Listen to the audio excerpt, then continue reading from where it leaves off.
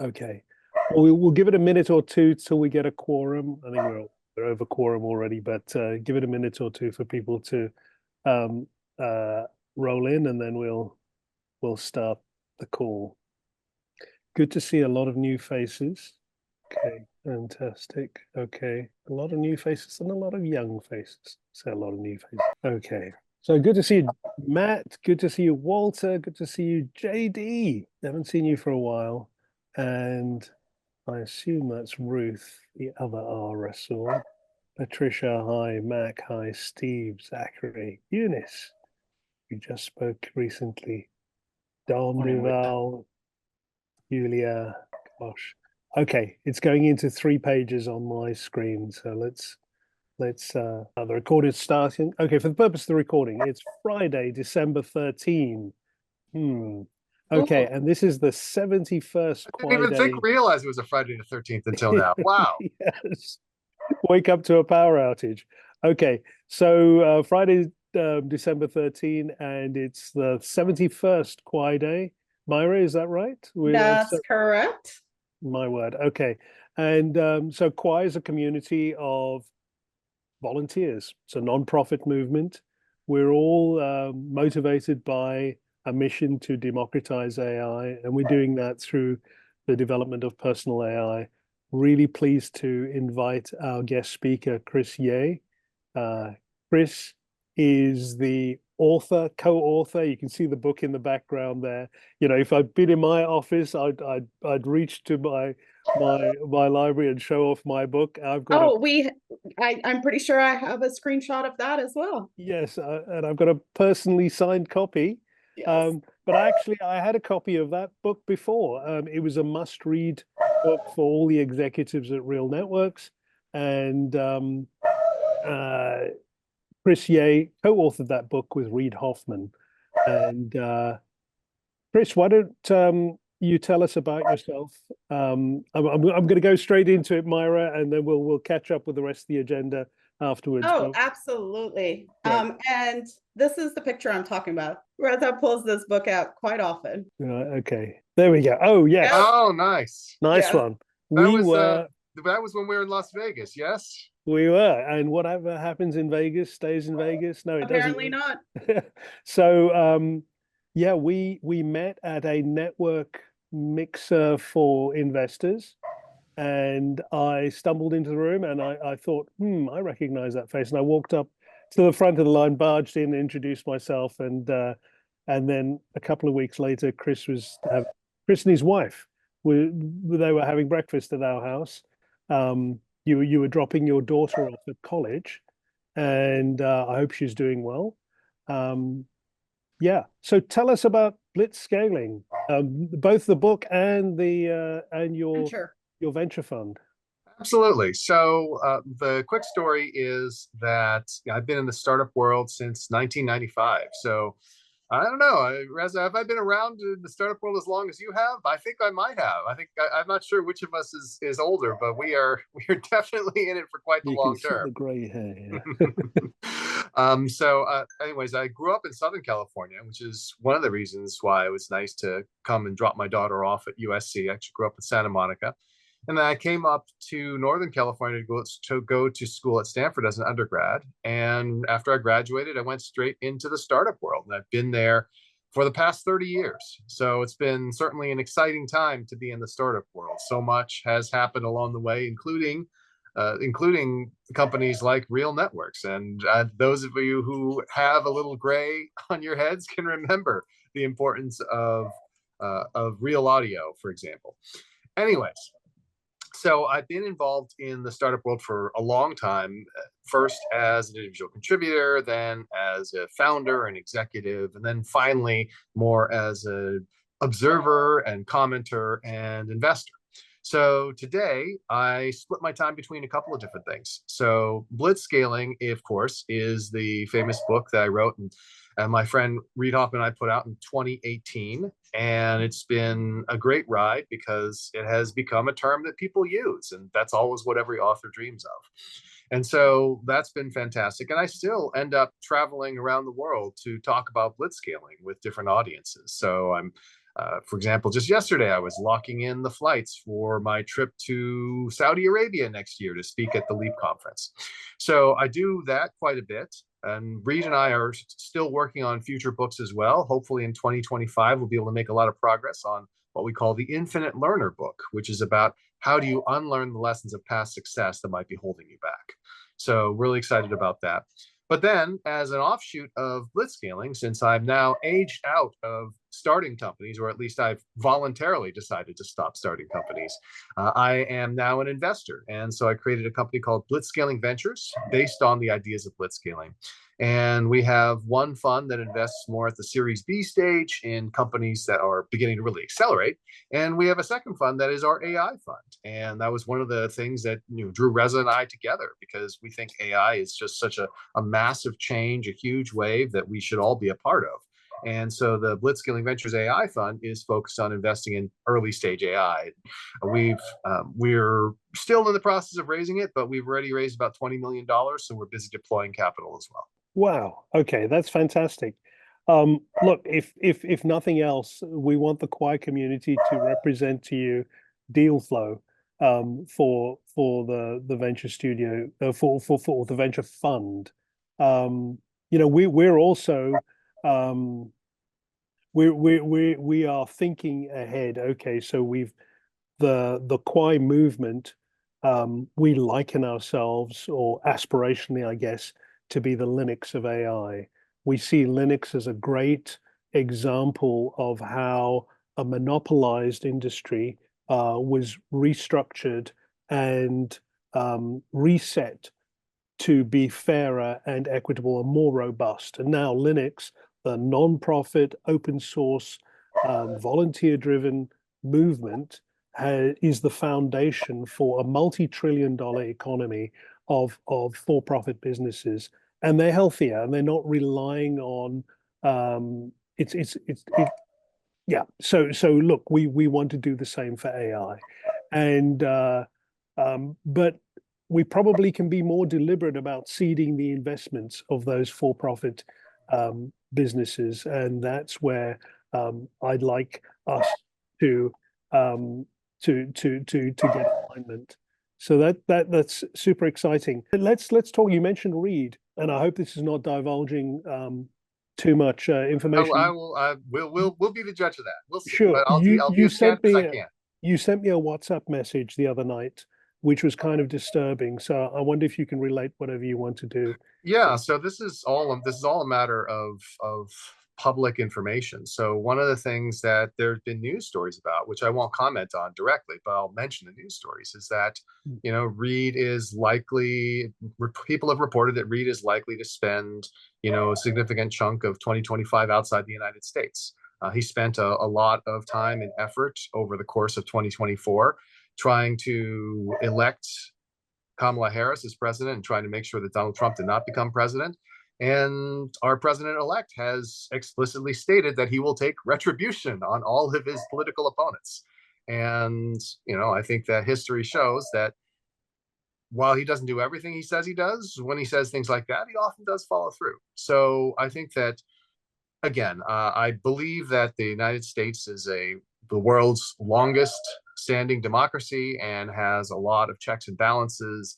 And I'm not terribly concerned about us losing our status as the world's leading democracy.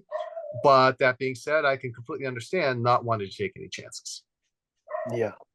Well, it was certainly a sobering thought for me. I recall being in China on a trip for Real Networks, and as I left on election the day before the elections. Yeah. And so then I'm in Beijing around a conference room, and the news comes up that Donald Trump's been elected. And look, we survived that. We survived that, and I think we're going to survive the next 4 years. I'm confident that the US's constitutional robustness is still there, even though it's true there have been attempts to erode it. As I said, we woke up this morning to a power cut, which made me feel strangely at home. My home, I was born in Cape Town in South Africa, and they habitually have power cuts. They call it load shedding. And so we woke up this morning and I thought, this feels like being in Cape Town. Maybe back to your childhood. Yeah, but back to the childhood. And the thing is, we've got two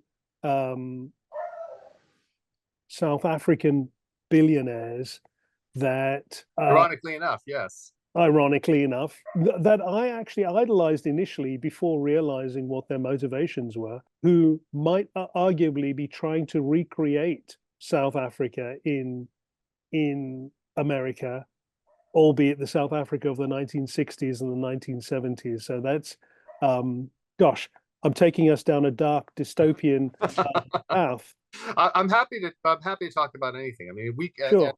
Ironically enough, what I would say is this. I mean, if you look at the history of Peter Thiel, who I actually met when I was a freshman at Stanford, he was still in the law school then. And I have met Elon before. I mainly have met him through his brother Kimball, but I've met Elon before. These are brilliant and capable people, but the issue is I don't agree with all of the objectives they have or the philosophies that they have. Right. That being said, I mean, what they have done is they have worked within, for the most part, the system of elections that we have here, and they've done so effectively. I just hope that they have a vision. I hope that the vision is good for America. I'm not entirely certain it will be, but I also feel like if it's not good for America, then our democratic process will do the right thing and bring in people who will attempt to go the other direction. Okay. Well, let's talk about investments and the investment climate in general, but specifically in the area of personal AI. I see a lot of investors steering their portfolio towards the red ocean of corporate enterprise AI. Who's investing in personal AI?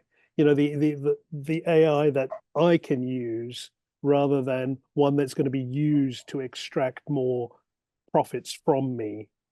Okay, what are your thoughts there, Chris? Yeah, so I think that this is actually an area that's underinvested in. You're absolutely right that a lot of attention is being devoted to enterprise AI and especially to the big players, the major hyperscalers, as we call them, such as Microsoft, Google, Facebook, et cetera, et cetera, et cetera.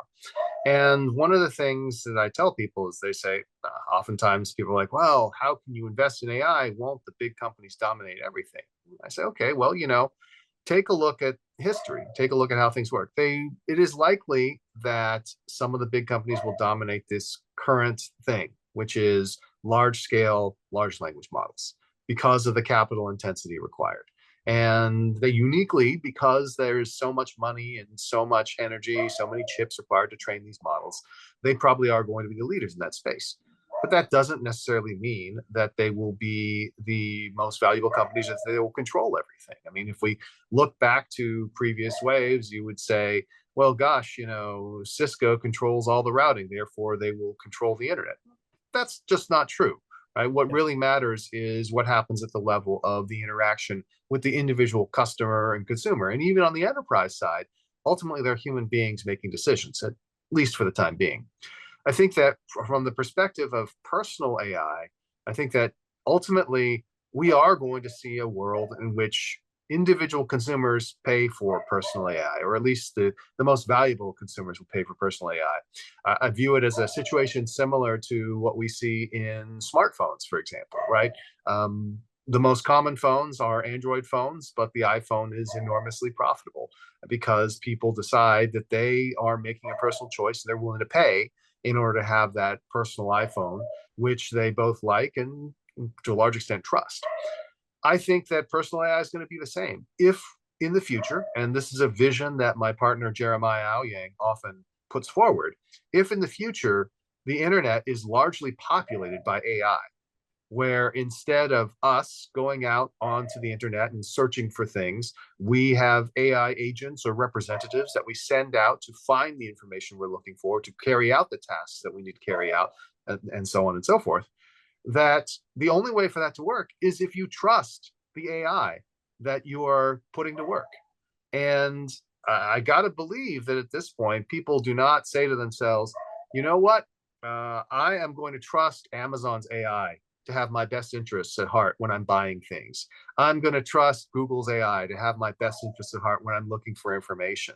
I think people are going to want AI where the business model is not them as a product, but them as the customer. Now, that will cost money, and there will be some people who will be like, you know what, I don't care. I'll just accept ads, and that's fine.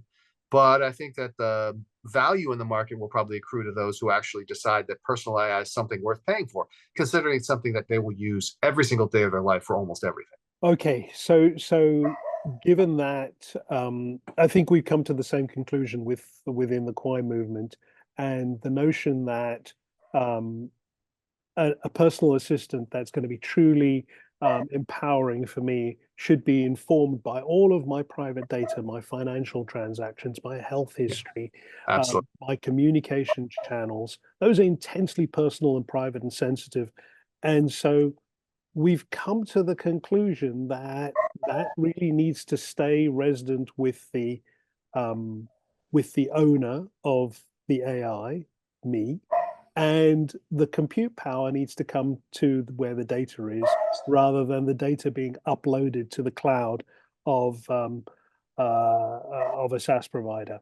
So we are, while we're using the traditional topology as kind of a stepping stone, we anticipate that AI running in a digital public infrastructure that's more like a mesh, more like a peer-to-peer mesh, is going to be the vision of the future.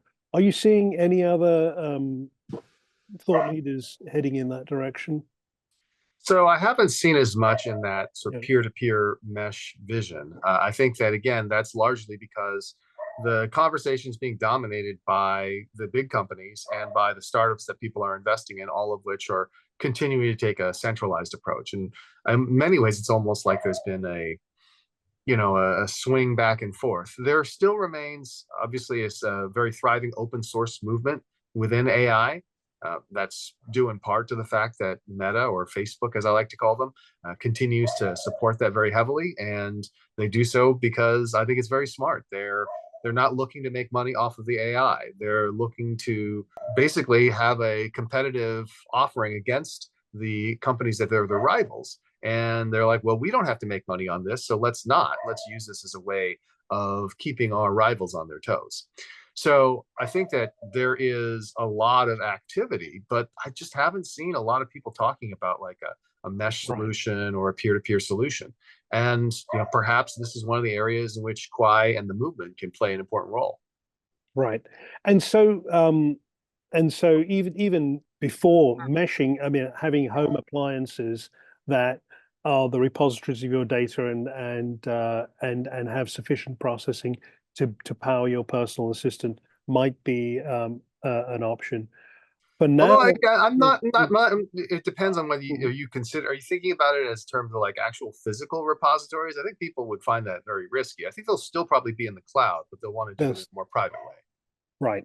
And so we have the notion of our digital twin, the data about us is kind of scattered amongst several vendors. Like Netflix has got my entertainment watching history, but that is not something I own. Netflix owns all of that data. And so when a new streaming provider comes on, let's say I want to sign up for Hulu, Hulu has to learn all of my likes and preferences from scratch. I can't say to them, okay, well, here's my likes and preferences based on my history from Netflix. Here, go have at it so that you can recommend to me. This is the notion that me as an owner, I should own all of that data. And currently these are siloed in various service providers. Well, yes and no. So I mean, here's the way I think about it. You guys can tell me if I'm just grotesquely oversimplifying it. But the preference data is stored. It's stored in your brain, right? You have a sense of what you like watching on Netflix and what you don't like watching. And the only issue is, well, that means that I have to do that work. If in the future your personal AI has been there with you for all the things that you've watched, it Yes. will have that inherent knowledge. It won't have all the data Netflix has, but it will have its side of the conversation. And that's probably enough to give you portability. Because again, the issue is not that you can't go to a new streaming service and say, well, this is the kind of thing I like, this is the kind of thing I don't like. It's that you don't want to take the time to do it. It's a big pain in the ass. You don't want to take the time. So this touches on the addiction that the industry has to consumer data. Yes. In the 2008 cover of The Economist magazine, it said data is the new oil.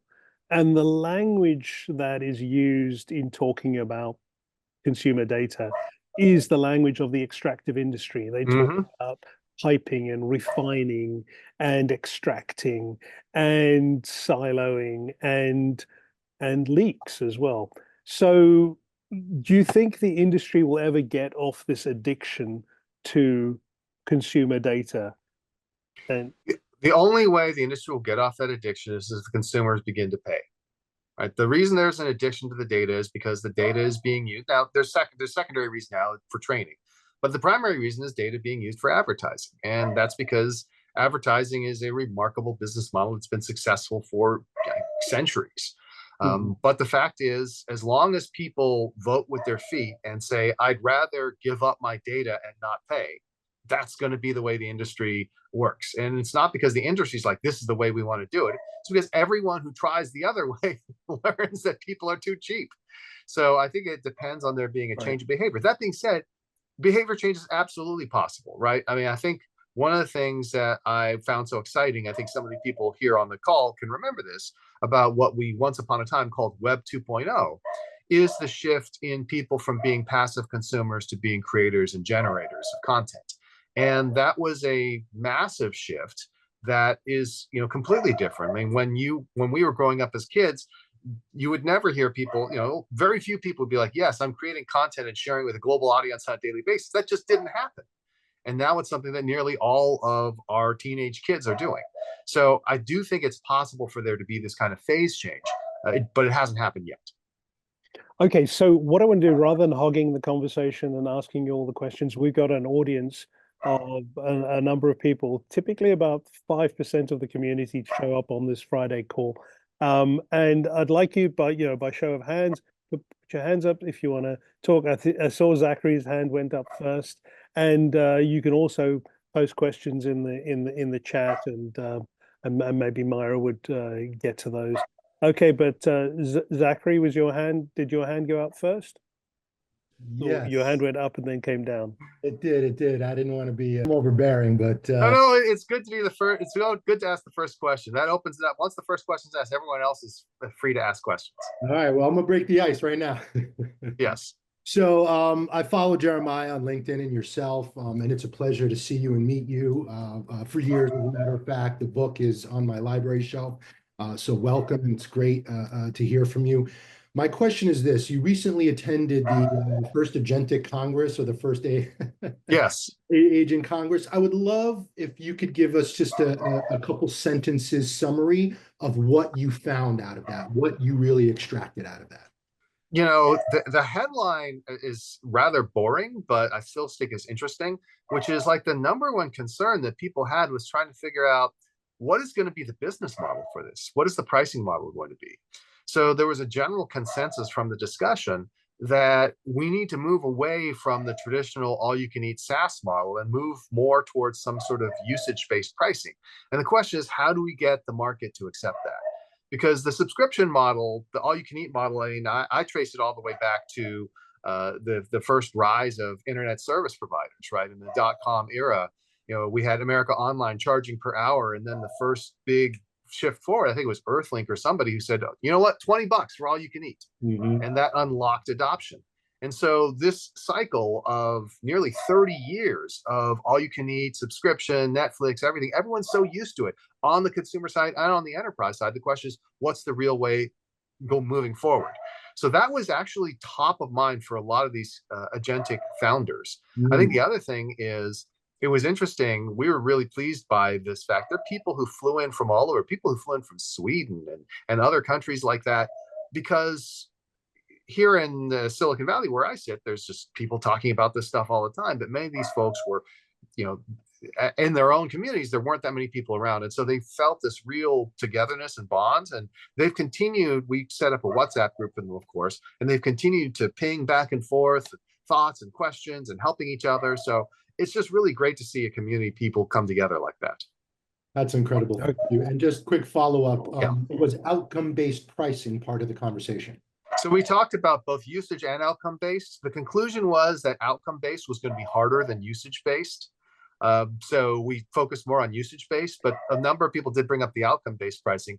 The issue with outcome-based pricing, the way I always describe it is I say, the problem is just ask anyone who's ever had a back-end deal on a Hollywood movie, right? It's too easy to game the system. It's too easy. You have to rely on somebody else's reporting. It's very difficult to do. And that's why, of course, according to Warner Brothers, the Lord of the Rings movies, you lost money. Trust. Okay, so we got Greg's hand followed by Matt's hand. So Greg, why don't you go first? By the way, Greg, magnificent facial hair. I mean, that is wonderful stuff. Thank you. I grew it Matt, myself. yours is good too, but Greg's is a little more distinctive. Thank you. And thank you for the book Blitzscaling. It came at a specific time in my life when I was working at a neuroscience startup, and oh my God, did it make a difference for not just me, but the whole organization. So that was awesome. But what I wanted to ask you about is to kind of follow up what you said earlier. As people do realize the value of their own data, and as they become a little bit more protective of it, and start to own it more and control it more, what do you think will be the global impact on the technology industry in the world? Companies like Google, that's kind of their bread and butter. And as we take possession and become more protective of our data, it will impact their business model. What do you think that impact will be globally, not just to individual companies, but in general, the industry? So that's an interesting one. So let's talk about Google in particular. I mean, one of the reasons that Google is, acting so quickly and has so many different initiatives underway is because they realize the same thing that Jeremiah has talked about in his presentations, which is that in 5 years, the number of quote unquote Google searches will probably be much, much lower than they are today. And that is, regardless of everything else Google does, that is like the source of the money. That's the money fountain. And that has been the golden goose for them. And so that's why they're really focused on figuring out what to do. Now, what I would say is on the data side, the data will still be something that people gather. I mean, even if it's an AI agent that is undertaking things, pinging an API or so on and so forth, it will still be the case that they can put in place incentives so that, if we are able to track what this particular API endpoint is looking for or doing, and it won't be the same as identifying it with an individual person, but there will still be targeting. There will still be all these different forms. Again, it may not take the form of advertising, but people are still going to gather this data. The way I like to think about it is I use very boring analog analogies. I say, okay, let's say you have a personal assistant that you have taking care of everything. How do you trust that personal assistant? How do you actually build that relationship? And part of it is getting to know that person very well. Part of it is obviously they're working for you. They're not working for someone else, right? If somebody said, "Oh, hey, you can have a free personal. This is the new Meta free personal assistant, and you can just give it all your credit card information and bank information. It'll take care of it for you." How would you feel about that?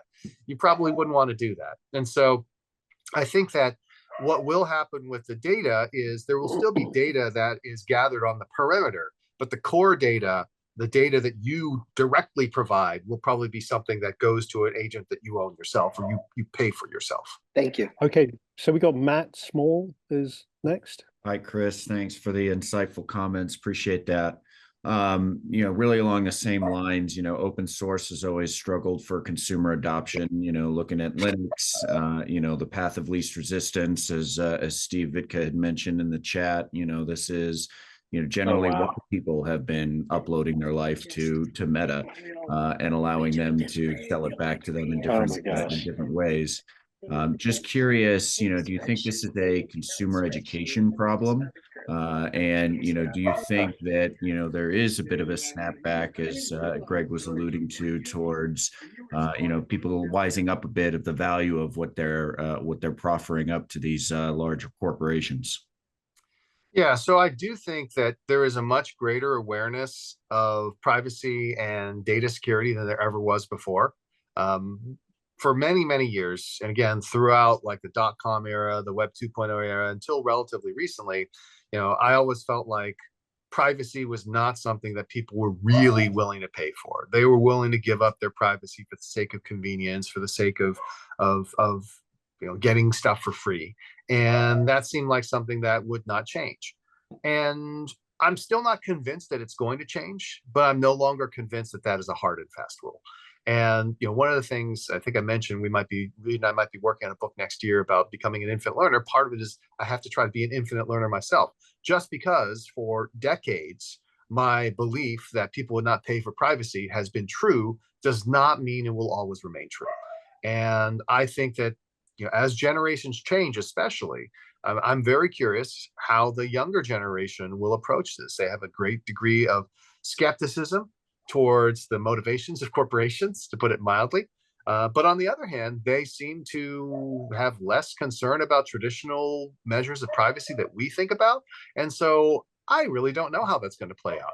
But the core message that I'm giving you is I do think that there is a chance that privacy will become more important, that people will be willing to do this. And again, I just look at it and the example of a personal assistant. Like if a billionaire has a personal assistant, I'm guessing that personal assistant signed 7 different NDAs and contracts, right? This is not something where they're like, oh, it's okay if you just go and spread this on the internet later on. Right. Thank you. Okay. So by the way, I want to recognize the chats going on and say, oh yeah. I hope that Ira is correct. Ira is saying that there's evidence in the influencer world heading in the direction of less exhibitionism in primary content, which would be great. Interesting. Okay. Thanks, Ira, for that input. So Don Duval's got his hand up. Don? Hey guys, what's going on? I just want to know about the book you guys said that you were writing in 2025. What's that about? Excellent. So, by the way, if you want, you can actually get a sneak preview of it because I did a TED Talk on the topic. And so if you go to YouTube, you look up Chris Ye TED Talk or Chris Ye Infinite Learner, it'll show up for you. The idea behind being an infinite learner, it came out of blitzscaling. One of the terms that we created when we were talking about folks like Brian Chesky, who really are intent on learning and growing and changing, is this term infinite learner. And for a long time, it's just this cool term, right? Masters of Scale adopted it. They used it in the Barry Diller interview, which I think Barry Diller is a great example of that. And as a result, everyone just loved the term. But I'm like, I'm not sure anybody actually knows what it means. I think it just sort of sounds cool. And so I'm like, but it obviously resonates in the same way that blitzscaling resonates. So we should figure out how to actually turn this into something. And so I began thinking about the topic. I told Reed I'm going to think about the topic and share ideas. Let's bat them back and forth. And I think we've arrived at this rough notion of being an infinite learner is about unlearning as much as it is about learning. Because when we are successful, the lessons of our past successes become a part of us. And that's the problem. It's really an emotional issue as well as an intellectual issue because we make them a part of our identity and we're very reluctant to let them go. And I'm sure you can think of people in your life, and maybe even you've done it yourself, where there's something that you've been proud of or something that they've been proud of where you're like, let it go, man. That was 25 years ago. And so hopefully this book will focus on that topic. It will give people ideas on how to recognize when their emotions have compromised them, and also how to recognize when it's time to think about, maybe I need to change my mind. Maybe I need to change the way I do things. And of course, it doesn't help that we live in a modern world where we penalize public figures for ever changing their mind about everything, as if they should have decided what they wanted to do when they're 18 and stayed there forever. Indeed. Great. That's really cool. Thanks so much. Look, we're going to put Doc Searles on the spot. Doc, I see you've finally arrived, and I'm just going to ask you to come on camera. You're on camera, but yeah, I'm sure you've got some questions for Chris. I just arrived, so I don't even know anything. I'm sorry. Forgive me, Chris. Not at all. for the last minute and a half, you said it awesome. But I don't have anything really to add or subtract except time. So I'm just sorry for being late and I missed your talk. So it's just Well, no, not at all. Let me just say, emphasize again. I'm sure it's old hat to everyone on this call, but it's such a privilege and honor to be on this call with you, Doc. Remember, following you going back over 20 years now, and always have been a great admirer. And I'm just glad that we're able to be here together.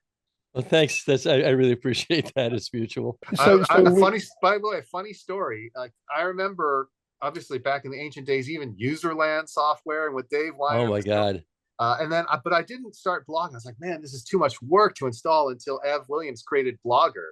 And so that was my first blogging platform. And it was many years later, I was at a lunch and there were some senior Google engineers there. And I was like, oh yeah, I'm still using Blogger. They're like, what? And they went back and they said, hey, they actually contacted me later, say, hey, you have one of the oldest blogs. It's like got all sorts of weird like custom things or that we had deprecated. Can you remove these 5 things because it actually costs us an extra like 50 hours of testing every time we do a new release. I'm like, that's fine, guys, don't worry. Oh man, there's so much history there. I remember when Ev was we were a bunch of us were at this retreat in Northern California, and at that time Ev was and Meg Hurahan, who was one of his partners with Blogger and Pyra, we're just, I hate to say that because it was kind of an offline thing, but on the edge of tears because all of Blogger was like running on 4 machines in his apartment, and it hadn't been acquired by Google yet. I mean, he didn't know it was going to survive. It was just him running the damn thing. Yeah, he was feeling the burden of everybody. Here's this farm kid from Nebraska who's got like 1 million people depending on him, and I was also sitting next to him when he announced that they were being acquired by Google, and I remember I said to him, boy, at that time Google had a much fancier reputation than they do now because they were simpler and smaller. And back then they still had a motto, don't be evil. But the weird thing is that as we were walking out to our cars, I said, it's a funny thing. I never want to, Google's like one of the only big company I could imagine working for. And he looked at me sideways like, don't wish for that, and he was already there. He was there like a day, he couldn't get out of there fast enough. By the way, he has a new service. If you look on LinkedIn, yes, he's building this social thing that he invented that, go ahead and take a look at it. I don't know if it's very close to Kwaai, but he has not been idle. And I haven't talked to him in years. We've exchanged a couple emails, he kind of moved out of our orbit, a bit, that $1 billion will do that for you. That does change things a bit, I think. Yeah. I also want to mention that I did see this great note from Tom about encouraging people to be public about how they've changed their opinions for the better. I mean, that's one of the things, whenever we do launch this Infinite Learner book, that's when we'll try to launch a campaign around that, like have people talk about something they changed their mind about, something they unlearned, and hashtag it Infinite Learner. So hopefully we'll be able to do that. Well, we're coming up in January on the 25th anniversary of the Clue Train Manifesto book coming out. And, and what I've learned is that in terms of its aspirations, it was right, but in terms of its achievement, it's been wrong for 25 years. So we can fix that, but it's still on the front burner. Yeah, again, as an author, I've discovered that somehow books that I've written a decade ago are still considered ahead of their time. I'm like, this is not good. Yeah. Well, it's The Intention Economy is a subsequent book. It came out 13 years later or 12 years later. Feeling much better about that one, in part because Kwaai is at least partly inspired by it. Exactly, and the Intention Economy, Doc, we're gonna hold you to it, but we're looking forward to a second. I wouldn't say I'm working on it, but I am at least pushing things that have been written or noticed over into that Fantastic. bucket. So, I'd like to call on Richard Witt to come and say a few words. Richard is a Kwaai member and also we partner with Glear.net. So Richard, do you have any thoughts on And questions for Chris? Hey, Riz. Thank you. And yeah, I apologize. I think I popped in about 20 seconds before Doc did, so I did miss most of Chris's conversation. But I look forward to reading your wise words, and great to be here. And as Reza mentioned, we have a little coalition of for-profit companies, right? The Clean Ed Alliance, and Kwaai is there as a nonprofit company, but certainly a very important part of the infrastructure we're trying to build out of trustworthy tech, and including net fiduciaries, and AI is trained on us, and certainly Doc's work on the intention economy, and even the Clue Train Manifesto. I would submit, Doc, it's not that it didn't come true. It just was a little too far ahead of its time, as so many, I think so many of your of your missives have been, which is fine. You're just you are the visionary. The rest of us are just trying to keep up. So anyway, well, it was me and three other people too, three other authors. So that's true. Yeah, that's how it's done. By the way, a small thing. Rick Levine, one of the co-authors of the Clue Train Manifesto, the most shy one, his daughter was one of the recent astronauts that went up and played violin in space along with an orchestra. She's I haven't seen her since she was 10 years old and already playing violin, but it was a real, proud moment for Rick. Mike Grossman's got his hands up. Michael? Yeah, thanks, Chris, for all you're saying, and it's good conversation. I wasn't as late as Doc and Richard, but I did miss the very beginning of what you said. I want to circle back to the question of usage-based pricing and the ways in which digital agency is going to be reserved for those who can pay for it, and the challenges of creating some kind of baseline public infrastructure that allows agency to people. I mean, I think one of the reasons that people, this, weaves in the privacy question, one of the reasons people aren't willing to pay for privacy is that privacy historically wasn't something that you had to pay for. It was your right. And then, the surveillance structure, the attention economy created, privacy being something that you had to cede. And likewise, agency is going to be something that you have to cede if you don't pay for it. Yeah. If we don't set up some kind of public baseline model for agency, and which I think is really, really important. The more we move in public services and governmental interactions to, online interactions, and get people getting stuck in phone trees and being subject to regulations that they don't understand.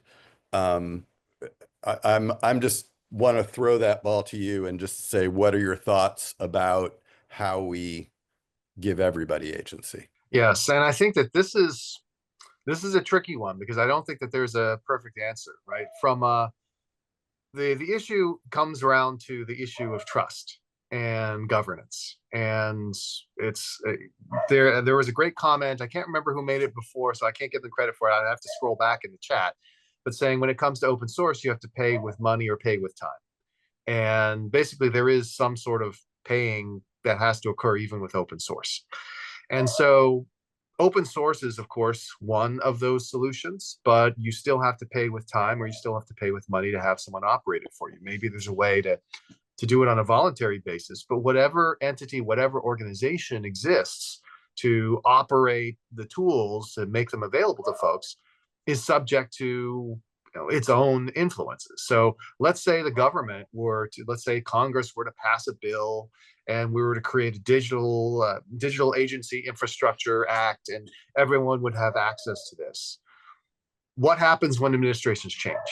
What happens when regulators make different decisions? There's always going to be some kind of trade-off. I think the best we can do is to probably, and this may be what you're getting at, have an assortment of different choices, right? Oh, if you choose, if you really trust them so much, you can use Apple's service. Oh, if you really want to do the work yourself, here's an open source project that you can run on your own hardware. Hey, here's a community effort that has been put together maybe by some people that you trust and you think that it'll work. The issue is the trust has to be so high because we're talking about giving people the keys to the kingdom, knowing what you've looked at, knowing what you're interested in, knowing what you're buying and selling. And so that's why I think different people are going to end up making different choices. I don't know if there's one way to actually solve them. Okay. Well, look, we're running up 13 minutes to the end. I want to give an update of what's going on within the Kwaai movement, and obviously leave time for new member voices. This week we finalized the officer elections. There were 5 officer positions. One is the Chair and CEO. That's the position I occupy at the moment, and I put in my candidacy for that position. The president's role, that's Afshin Beheshti, and he put in his candidacy for staying in that role. There were 3 other roles. There was the VP role. It used to be occupied by Matt. Matt, thank you so much for being our founder VP, but Zachary has put in his candidacy. And so no other candidate so far. The secretary role, we have 1 candidate, and that's Myra. Thank you, Myra, for stepping up. The treasurer role, no one stood up for the treasurer role, so I'll resume, continue being the treasurer. And I think that'll change once we get external funding in. Then we'll get a proper external accountant to manage the bank account and do the taxes and all those sorts of things. So given that there were not multiple candidates for the same office, this will be a simple endorsement by the board, and we will propose that shortly. So that, I think, concludes the officer elections. We're going to be holding our annual board meeting before the year's up. And the other sort of legal requirement is that we publish our annual report. And so that's in progress at the moment. Anyone that wants to contribute to the annual report to say, okay, here's been the progress of our work group, feel free to reach out to me, and we'll include that in there. But it's going to be quite a comprehensive annual report. I'm really excited. I was on the product management group meeting this morning. I wonder if there's anyone from product management. I think, Greg, you're here. Just give us 1 minute on that. Yeah. Sure. So with help from everybody on the product call, we've started to align on a set of features and functionality in a user story format that will comprise the MVP. We're, at least from our perspective, we're still going to be looking for input from engineering. Sam, if you're on this call, you're about to hear from me soon. And we will discuss what is feasible, what feedback we have from the technology team, and hopefully get that started in using the Slack project management tool. If you have any questions, okay. I'm on Slack. Reach out to me directly, please. Okay, great. So, we already have the POC that's running on the website. That's kind of tired and old. We've got a beta that's in development at the moment. The stuff that Greg's talking about is what is the next generation of the personal assistant. It's basically reimagining the personal assistant. And we've got a group of maybe 6 product managers. These are seasoned product managers that have been ideating on this whole concept, and it's pretty amazing. I dipped into the product management call this morning, and I was really excited about the work that's going on there. Sam sent his apologies. Sam is actually in Paris. He's at the AI Convergence Summit, AI Convergence Challenges for the AI Action Summit in Paris. He's representing us there, and so couldn't be on the call. So we don't have an update from the operating system group, but maybe Patricia, if you are around, you can give us a quick minute of what's been going on in the operating system group. And sorry to put you on the spot, Patricia, but if not, we can move on to the. Oh, there's Patricia. Great. Yes. Patricia. Hi. Excellent.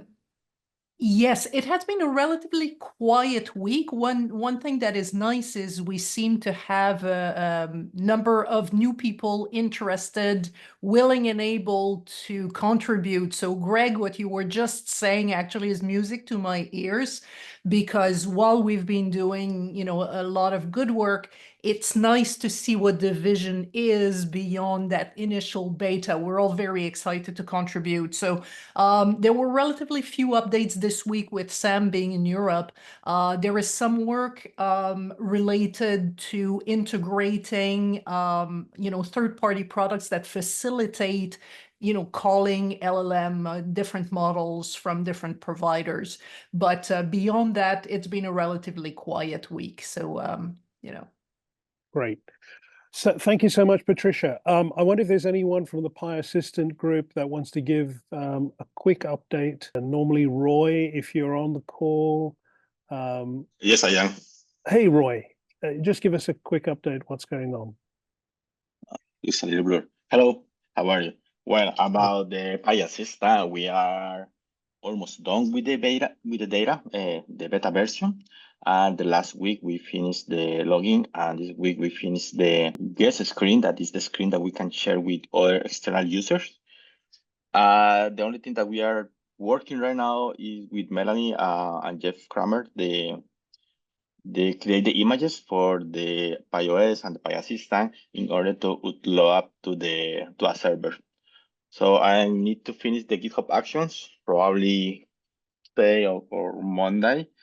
So for the next week, we are ready to deploy in a server for Fantastic. Start testing with real users. So this is really great. So Arcus Nexus, Roy heads a team of about half a dozen that have been donated to us by Arcus Nexus, and they're working on the front end, the Pi Assistant. Meanwhile, they're trying to deploy into a data center that's been donated to us by iBridge, and so we're just getting those two to talk to each other, and then we should have the latest version of the beta for us to be able to internally kick the tires on. So you can go and create your own assistant, load up your own personal data, and start interacting with it. And that should be an interesting transition for the mode we've been in. There are 30 universities and colleges waiting for the beta. So that'll probably be a Q1 beta test period. And so very exciting as this stuff comes comes to fruition. And then the stuff that Greg and the team, the product management team, are working on is what is the next generation. So they're getting the pipeline of requirements and a backlog of tasks lined up for that. So super exciting to see the momentum in a crowdsourced, volunteer, open source, non-profit movement to build personal AI. When you look at the statistics, and you'll find it on our webpage, you scroll, you look at the adoption and the traction we've got. It's the traction of the volunteer contribution. The contributions now top over $1 million a month in terms of in-kind contribution when we cost up the hours that you're all contributing to this movement. That's fantastic. That would be payroll that a startup would be paying. And so we are illustrating here what can be done by a volunteer movement that's motivated by a mission. I thank you all. I'm so grateful for all of your contribution, and you should all be proud of yourselves for the results. Okay, so we've got the last few minutes here. Maybe we're open to some new member voices. If you are new to Kwaai, put up your hand, introduce yourself, and hey, Tom Wynn, let's hear from you. Hi, everybody. Long-time viewer, first-time talker. So nice to make everyone's acquaintance. And Reza and everyone else, I thank you for herding us cats through these hour-long weekly calls. I found it's very educational. My name is Tom, and I'm not an AI expert. I'm of the 10% that I believe, Reza, you mentioned is not necessarily like in the coding world. I've founded a phone platform designed to reduce phone anxiety and loneliness. So that's what I'm working on. And my primary interest around AI is how we can use it to not just replace existing human functions that people used to do, but genuinely make our lives more rewarding, and use it to connect to each other as human beings in a more deeper, more profound way. And that's what I think the personal AI mission of Kwaai is so important. So I'm still trying to figure out a way that I can help y'all because I'm not on the technical side, but I'm very interested in what you're all doing, and I guess I could count myself as a fan on the inside. So well, fantastic, nice Tom. Look, I'll reach out to you on Slack, Tom. We'll okay. We'll definitely. And not everyone contributes from day one. Yeah. So there's an illustration. There's someone on the call, I think Jim Chappell. He said he watched 42 of the weekly public meeting recordings. Would you believe that? Before he spoke up and said, "Hey, I think I can contribute." And the Jim Chappell he doesn't like the title, but he's in effect our chief revenue officer. And he's there. He is. He's come on camera now. Jim, say hi to the world and tell us. Hi, And everyone. I definitely don't like the title, but I'm happy to do the work. Okay. And so he's basically managing our revenue funnels. He's going out for sponsorship for our events and for corporate membership and so on. So thank you very much, Jim, for stepping up, for observing and then stepping up. Okay, great. So look, we've got a couple more minutes. Hands up, or I'm going to call on you and embarrass you. I'm just because I see you on camera, Ira, and you've got that amazing halo of sunlight around you that makes you look so angelic. Tell us what's going on. I love to actually talk in front of people who are smart and well-meaning in life. That's like my favorite thing in the world to do. And when I work in the entertainment industry and I find those kind of people, I'm like, let me get them in touch with other people too, make sure that they connect with people that can use their power and influence and bugle horns that they have access to. So a lot of stuff has happened in the last week, Reza, that I would love to catch you up on, but it's mostly what I would throw into the behind the scenes and maybe even go so far as to say metaphysical realm. And I know that I can communicate some of that stuff with you and anyone else that's curious that would like to find out, because one of the things that I love to do within the new community is welcome anyone to reach out and get to know me. And I'm excited to share with you some of the ways that we might be able to make some connections here. Fantastic. You are our connector in chief. And if anyone is quite curious, reach out. And sorry, I'm going to start wheezing now. Try to resist having a coughing fit. Thank you so much. Look, we're coming up to time. What happens after this call? And Mike Grossman said, don't call it the after party. It is the idea exchange. Which is why I labeled it differently today. Okay, fantastic.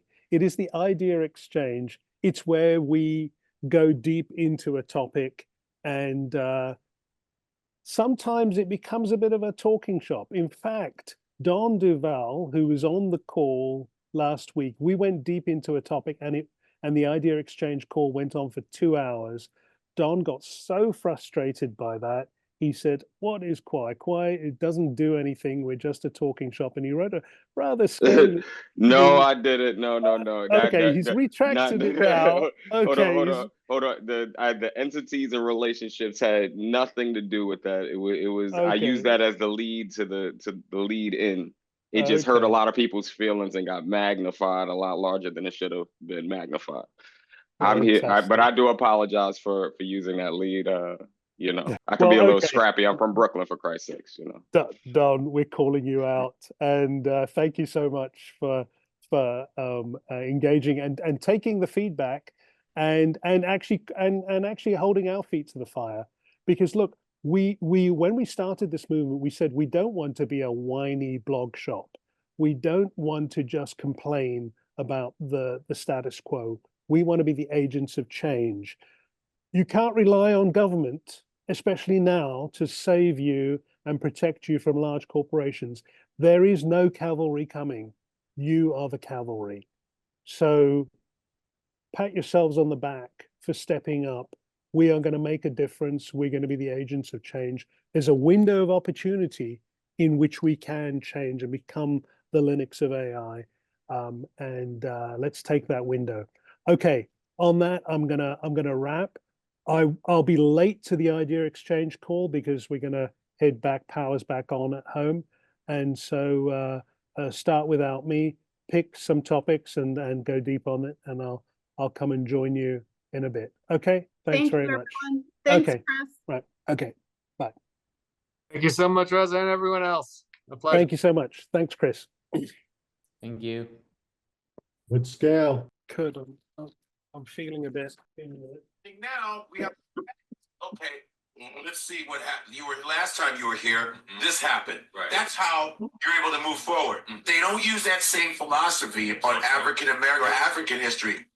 We are so deeply hated. They hate us so much. Right, it's so true. And if they're not making money off of it, if they're not benefiting sexually. In the call.